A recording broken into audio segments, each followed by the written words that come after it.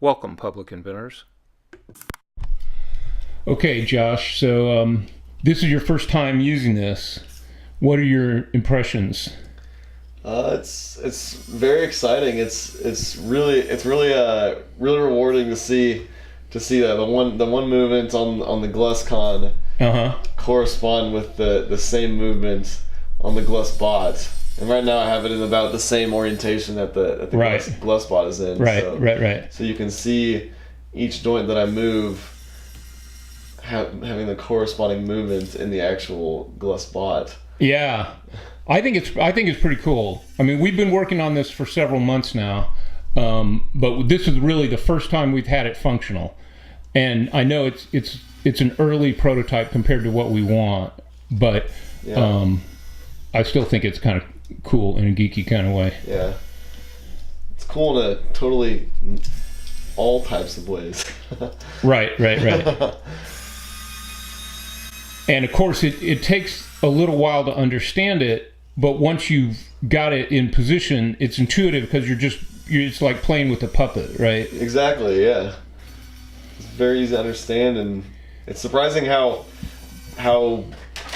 robust the GLUSSCON is that I'm able to just manipulate this without having to worry about anything breaking or any connections. Yeah.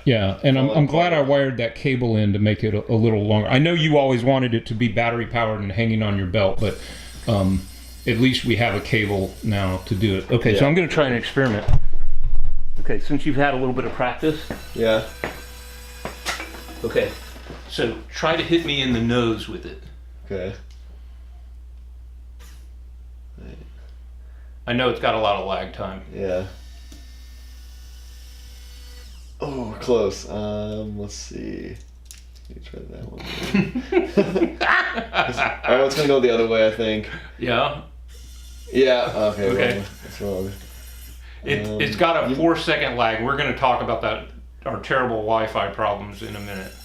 I think that might be as close to your nose as it'll get. Oh yeah. Okay. Yeah. Well, we don't have to. Trying We don't have to go any further than that. I bet if you move this one out, you could get there. Yeah. Oh yeah. Okay. Let's talk a little bit about what we've done here and some of the technical problems we've had. So, the robot, which normally is not bolted to a recycling bin, but it's meant to crawl around. Yeah. We've been calling the GLUSSCON, but I'm changing the name to the TetroCon in honor of the TetroBot in honor of some research that was done 15 or 20 years ago. And you and Evan have built this controller, or Waldo, for it. Can you describe what work went into that, and maybe you can describe physically the controller that you're holding there? Yeah. So we wanted to have a smaller version of the GLUSSBOT that we could move in any position, like we were just doing, to have the GLUSSBOT move in the same position as the controller. So we knew it had to have the same dimensions and everything as the controller, and so we started out with knowing that we wanted to use these linear potentiometers along with the same turret joints that the GLUSSBOT was actually using. Okay. So once we figured out which potentiometers we wanted, Evan actually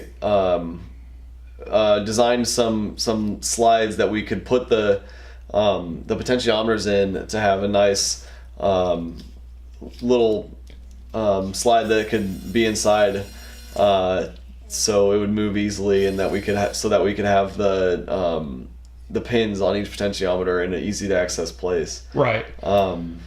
And then we have the Arduino here that we were using, along with the multiplexer right here that we have all of the potentiometer outputs going to, so that it can read the position of each potentiometer, right, and then relay those positions over Wi-Fi to the GLUSSBOT, so it can take the same position as a controller. So in my opinion, the ultimate goal is to have something that a work person could hold in their hands to represent the whole robot out in the field. Yes. Right. You know, completely battery powered, to be able to make fine control of the thing. If you've watched the other videos, you know the GLUSSBOT itself is capable of walking or crawling, and you wouldn't use the controller to make it crawl. You would say, use a command, crawl into position, and then you'd use this for fine control of the of this stuff. But one of the reasons we used a complicated Wi-Fi solution was so that the controller would, in theory, be independent of the robot. That is, someone could use the controller for something other than controlling the robot, although the robot is the most obvious thing to do. With something like this, I mean, the sky's the limit for any potential applications you could think of. I mean, an obvious one would be to use it as like a joystick. If you can mount it somewhere, you can kind of just pull this around here to be used as a joystick. And then another one we were thinking about that could have a very exciting artistic potential is if it could be used, like a DJ could use it to control different channels while at a concert or something. He could be up on stage just manipulating the controller around to control the different pitches and different wavelengths of sound that the audience is experiencing. So yeah, there's plenty of different applications we could have. And yeah, maybe some of our viewers will think of things we can't think of. I mean, mathematically, it's like a knob box with 6 knobs, right? You've got 6 parameters and you can change them all independently. Yeah. And so let's just open brainstorm. We have not discussed this. This is the first time Josh has gotten to play with the robot. Next steps. So as you know, I think we should maybe try using the Raspberry Pi to improve the Wi-Fi stuff. Does anything strike you as like upping the coolness ante here, if anything that we could do with it in particular? I have my own set of ideas, but I want to hear from you. I mean, I know we kind of already mentioned it before, but just somehow figuring out a way to remove this bird's nest of wires that we have right here would make it a lot simpler to hold and to move around. Because a little bit's causing it to be kind of springy, so you'll pull it and it'll kind of spring back a little bit. Yeah, that's because those are solid wires instead of braided wire. So doing that, just making it a lot easier to use for any of our users, and then obviously just adding more parts to it so we can eventually have it controlling the entire GLUSSBOT right now instead of just the top tetrahedron of it. Would be very nice. So right now the full GLUSSBOT has 5 tetrahedra. If you had 5 tetrahedra in your hands right now, do you think you'd be able to hold it comfortably and bend it and make it move into position? Yeah, I think. I mean, honestly, I think it would be easy. The only thing that we'd really have to worry about is just the strength of the joints. With the 5 tetrahedra, because you're manipulating a lot more at a lot weirder angles with that, and it's not like this one where you can kind of hold 2 joints and pull it in one direction. It's going to be more of a fluid object that multiple potentiometers are going to be moving and adjusting as you manipulate the controller. Right. Okay, cool. So let me just give some credit where credit is due. We'd like to thank Evan Barlson for the 3D design of the slides that hold the potentiometers. And also, I call this joint the turret joint, but it was patented about 11 years ago, I think, by 3 Korean people, Song, KWON, and Kim. And so it should perhaps be called the Song, KWON, Kim joint.